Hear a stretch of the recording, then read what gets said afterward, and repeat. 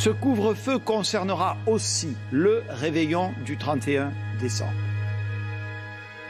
Ce réveillon est en effet un moment traditionnellement festif. Nous l'apprécions d'ailleurs pour cela. Mais il concentre tous les ingrédients d'un rebond épidémique.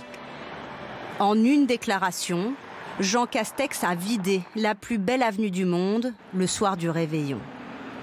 Les Champs-Élysées déserts illustrent parfaitement ces fêtes de fin d'année surréalistes.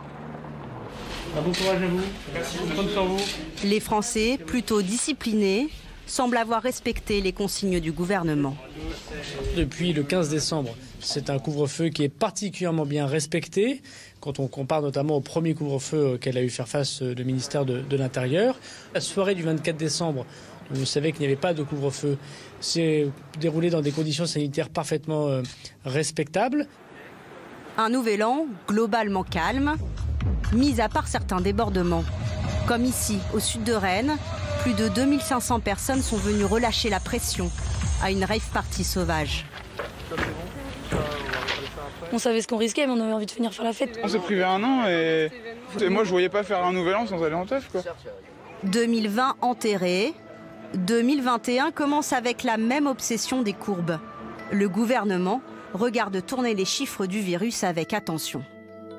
Pour le moment, pas d'explosion notable concernant les nouvelles contaminations et les admissions en réanimation, qui restent toujours à un niveau très élevé. Il est certes encore trop tôt pour mesurer l'impact des fêtes sur l'épidémie, mais pour les experts, une troisième vague semble inévitable. C'est une crainte et il faudra surveiller de très près les chiffres dans les 15 jours qui viennent. La façon la plus simple finalement d'étudier la dynamique de cette épidémie, c'est de regarder le nombre d'admissions à l'hôpital. C'est difficile sur le nombre de cas parce qu'on sait que tout le monde ne va pas se faire tester, qu'il peut y avoir une demande très forte, par exemple, juste avant les vacances, quand on va retrouver ses proches, et puis après ça diminue, les laboratoires peuvent être engorgés. Bref, le nombre d'admissions à l'hôpital parle beaucoup, c'est un chiffre fiable, il faut le suivre de très près. Mais il est retardement. Légèrement, pas tant que ça. Le seul risque, c'est que quand le virus se remet à circuler, notamment dans une population plus jeune, eh bien, on sait qu'il y a moins d'hospitalisation et de fait, on risque d'apprendre un peu trop tard que le virus a vraiment recommencé à flamber, comme c'était le cas en août dernier. Face à une augmentation inquiétante du nombre de cas dans l'est de la France, le gouvernement a choisi d'avancer le couvre-feu à 18h dans 15 départements.